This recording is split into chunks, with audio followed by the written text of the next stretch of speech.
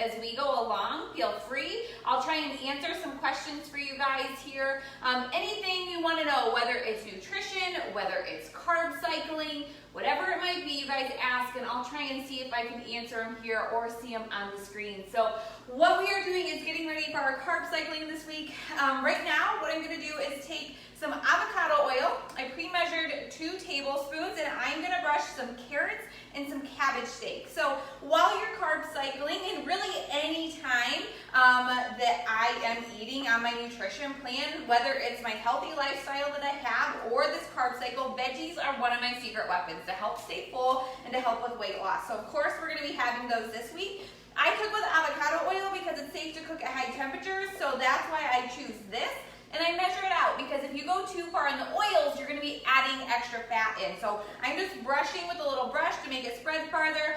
Cabbage steak, you guys ask me about this a lot. So all I did was take a big purple cabbage and I sliced it up into little chunks so that it looks almost like a hamburger bun. These can be used as sandwich buns. You can take this and put some ham on it and have like a cabbage steak ham sandwich. You can just use it as a side. I almost feel like it tastes like a bloomin' onion is what I feel like it tastes like. I like to season mine with lemon pepper seasoning. I don't know, I'm kind of weird like that, but I love lemon pepper seasoning, so I'm just gonna season this. Seasonings on Carb Cycle, you can have whatever you want. As long as it's all natural, there's nothing bad in it for you. You can do whatever seasoning you want, so you can play with flavors, because you guys, we want food that tastes good, right? Nobody wants to be eating food that's bland, so we're gonna use whatever seasonings we want. Spices are unlimited on this. I'm also here cooking up some ground beef, ground turkey, not ground beef. I like ground turkey better than ground beef. You can do lean ground beef, there's nothing wrong with that.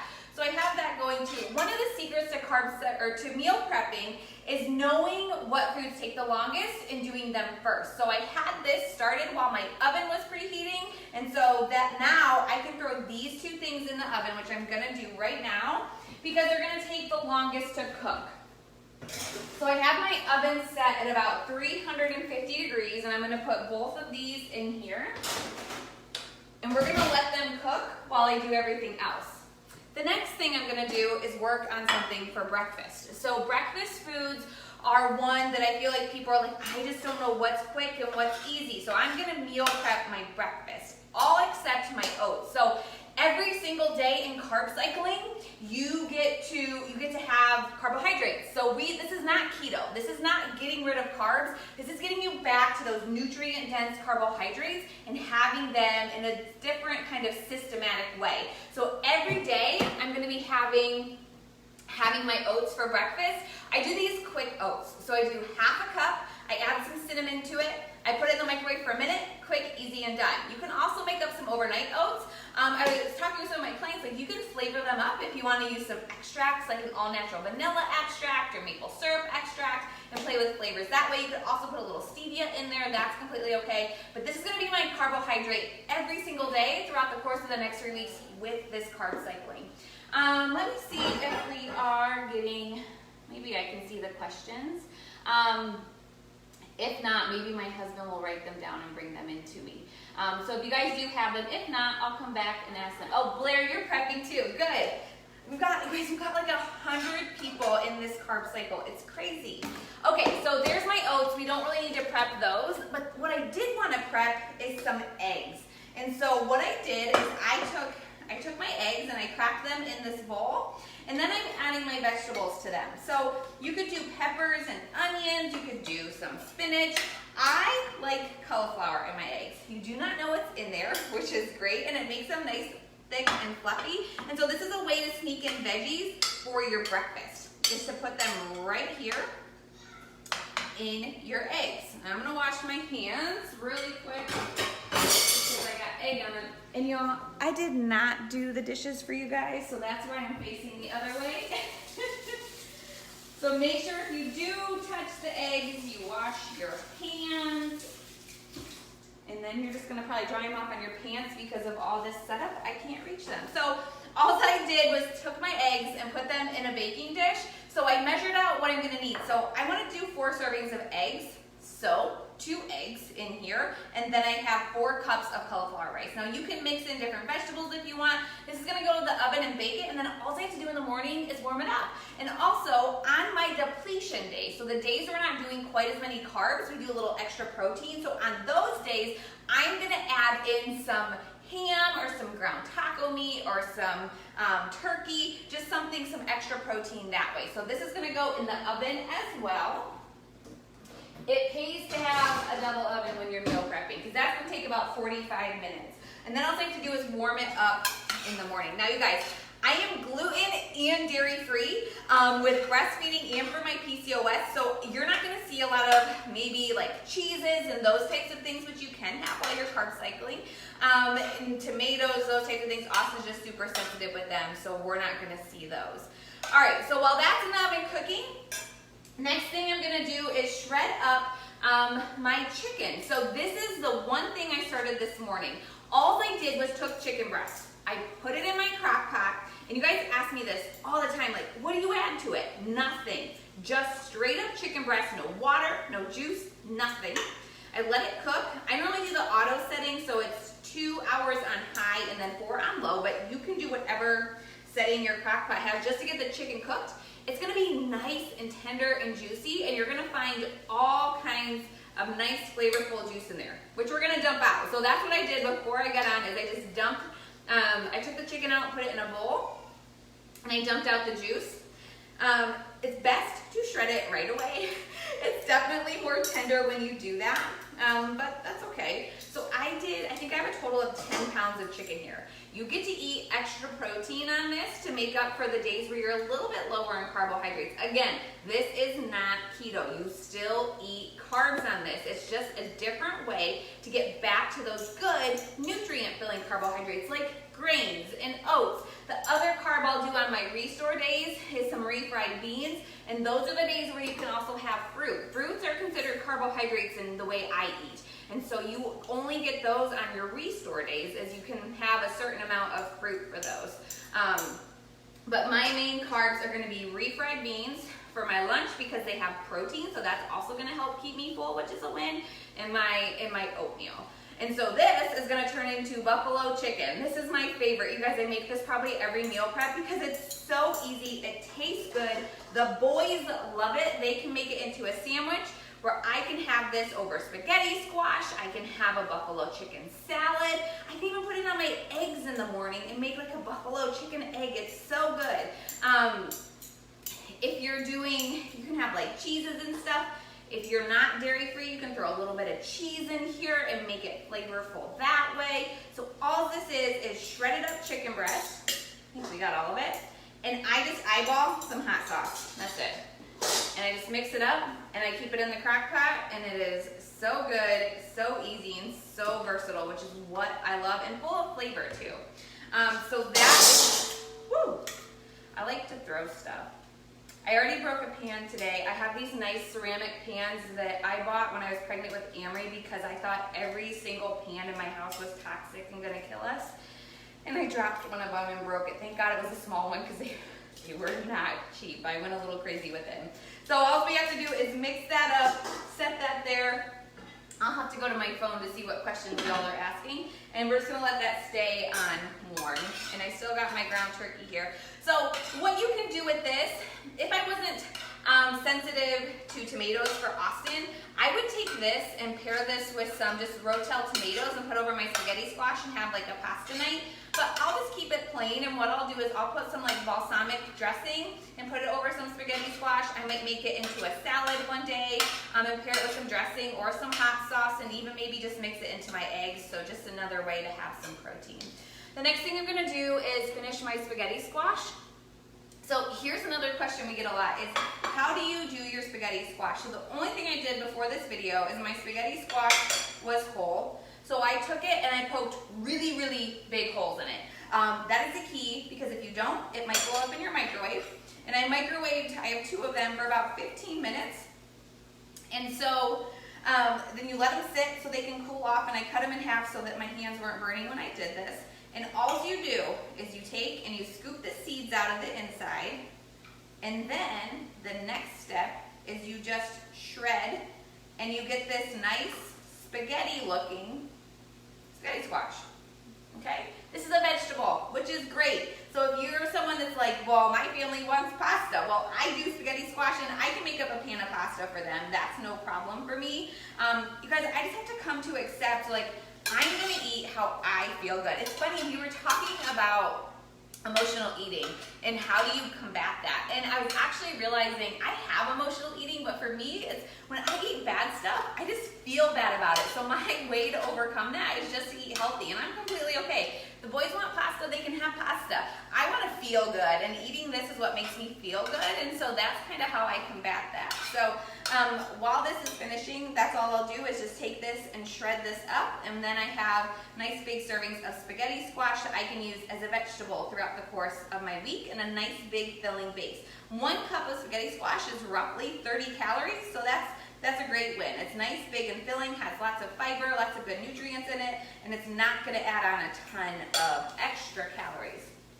Okay, some other tips, some things when we're going through this carb cycling. So normally day 1 of carb cycling, everybody feels pretty good. They're on this new nutrition plan. They've got all this good food. Day 2, sometimes it's like you feel a little hangry, and a lot of times that's just because we are so used to eating those bigger serving sizes. We are so used to having those sugars and those sweets and those carbs. So that is kind of normally our day where you're just kind of coming off of it a little bit, but the great thing is the next day you get to restore all those carbs. So a couple tricks and tips that I have when I'm in weight loss mode, right? There's a difference between healthy lifestyle. I want all my clients to live a healthy lifestyle, to be able to eat ice cream and cake and wine. But when you're in weight loss mode and you've got this 3 weeks to do this carb cycle, and carb cycle can only be done every 3 months, otherwise it becomes less effective. So for me, if I can't do this again until August, I'm gonna go all in with this carb cycling so I get the best results. And so in order to, maybe I get those munchies in the middle of the afternoon, right? Or maybe it's after bedtime and I've already had all the nutrients I need for the day. I'm serving my body and I'll be watching my milk supply, but I've already got what I need and maybe I just feel a little hungry. So what are my tips and what are my tricks? First of all, drinking enough water. So this is the new thing. If you guys, I'll put the Amazon link to this. This is a 1-gallon jug for your water. I just fill it up at night. Actually, my sweet husband did it for me the last couple of nights. And so now this helps me just drink more water. I can see how much I've done, and it gives you a little motivation. At 7 a.m. it says good morning, 9 a.m. you've got it. No excuses by 5 p.m. And so this can help you just track your water. A lot of times our body confuses hunger for thirst. And so what happens is we think we're hungry. In reality, we're just thirsty. And so I find that if I can drink some water before I eat a meal or before I snack, a lot of times that helps curb any kind of hunger because I was really just thirsty. I'm bad about drinking a lot, especially when I'm taking care of the kids. And when you're breastfeeding and exercise, you need more water. So this has been a huge help, having that big water bottle. My husband, he told me, he saw I ordered it, and it's about $18, $20. He's like, I can't believe we just spent that on a water bottle. But then he saw it's really good quality, actually. It's got a nice cup-off lid. It's got a fruit diffuser in it if you want to add fruit to it to kind of add some flavor, a nice little band. So I'll share the link for that. Another thing is drinking teas. So you can have teas or a freebie item. So I've got this Tezo. This is a vanilla bean macaroon. There's a butterscotch blondie. I was not a tea person until before I got into the test group for our 20-minute-a-day workout program. And that's when I finally went all in with our nutrition. Before I kind of made my own exceptions to the rules, like, oh, I worked out today, I can have a little bit more. Oh, maybe I need to eat extra. And I finally went all in, and tea was one of the things that really helped me not eat after dinner time. You guys, I got into the best freaking shape of my life. And the biggest thing was I just followed the plan as written, but tea was one of those things. After dinner, I just feel like I need something, right? Like, do you guys ever get that where you just want to have like some sweets or something after dinner time? So my tea is like that little sweet treat, and sometimes it's an acquired taste. If you're used to really sweet things, you can put some unsweetened almond milk in it, will help. You can put a little stevia extract in it, that's okay, or some vanilla extract just to help ease you into it. I love doing some tea at night, so that's a big help. Zevia is one of my other favorites. This is an all-natural, it tastes like pop, like it's so crazy. This is a cream soda. I love the root beer. They also have some with caffeine in them, so if you need there's a black cherry one. If you like pop, any of you, this is a great option to have on hand. I can give you guys the Amazon link for that too. Also, speaking of needing energy, my mommy juice is for sure allowed. I'll be having this probably 2-3 times a day. We have a new flavor coming out tomorrow. If anybody wants it, let me know. It's a new mixed berry, which is freaking incredible. Normally I'm a lemon girl, but I am super pumped for the mixed berry. So this is just an all natural. It's intended to be used before workouts to help give you that stable level of energy. But mom, life is a workout, so I drink it in the afternoon too. So we have that. Sweet tooth. So I have a sweet tooth, and I share with my clients some friendly recipes that they can make and that are good to have while they're on this. Every single day between lunch and dinner, I'll do my superfood. So that is for sure what's going to help me. I do my chocolate, and I add a little bit of chocolate cocoa powder, which is okay to do. So I have a double chocolate in the afternoon right when that sweet tooth kicks in to help me stay full. So that's going to help. And then on my restore days, I fit in my chocolate almond crunch bar. So this is an all natural, it's plant-based, it's allowed to be into the carb cycle. It's half a carb, half a protein. So I use this to help combat my sweet tooth on the days where I'm doing extra carbs. So you have 2 days with a little bit lower carbs and 1 day with higher carbs. And so what we're doing is really we're getting rid of the bad carbs. It's really the biggest thing. Helping with your appetite, getting you back to where you need to be. And then we're kind of burning through that bad store. So all those sweets and all that bad stuff you burned up, and we're getting into a little bit of fat burning mode. It's not ketosis. I want to stress that. This is not keto. This is getting rid of the bad carbs, getting us back to the good carbs, back to metabolism boosting burn mode. And so then we just cycle through that for the course of the 3 weeks. So that's kind of how that works, and I've got questions on that. All right, let me come up here, and I might turn a little bright white. Let me see what questions. Do you guys have questions on carb cycling? Anything you want to know? Anything you want me to answer? Half a cup of oatmeal, Blair, is before I cook it. So I measure it out before I cook the oatmeal. So I do half a cup of that is considered 1 serving. Let's see. So breastfeeding, I've gotten that question. Okay, yeah, breastfeeding. If you're a breastfeeding mom, the biggest thing usually is to make sure you're past, I think if you're past that 3-month mark, normally your milk is pretty well established. The biggest thing is we just watch what you're doing. So a couple of my moms who are nursing at night, they're gonna do an extra carb and an extra protein before bedtime. And that's completely okay, so we can adjust for that. And then we just are gonna watch you, right? If you have low supply, you may not wanna do it. Some of our moms, the last time we did our other carb cycling, had an increase in supply because they were getting back to nutrient-dense foods that they weren't eating. So everyone's different. You just have to proceed with caution and really watch what you're doing and kind of make adjustments as you go. But it is possible. I did it last round while breastfeeding Austin and did fine with it. Okay. So I just have to have the rest of the stuff cooking there and let this stuff finish up, and that is it. I will have plenty of protein. I have some spinach for some salads. I'll do some nuts or some sunflowers for some healthy fats. Got all my vegetables ready, all my drinks, my water, my tea. So this is 3 weeks of carb cycling. We are so pumped. Guys, everybody in the group is sharing meal plans and recipes. It is just such a fun group to be a part of. So we also have a diet vet.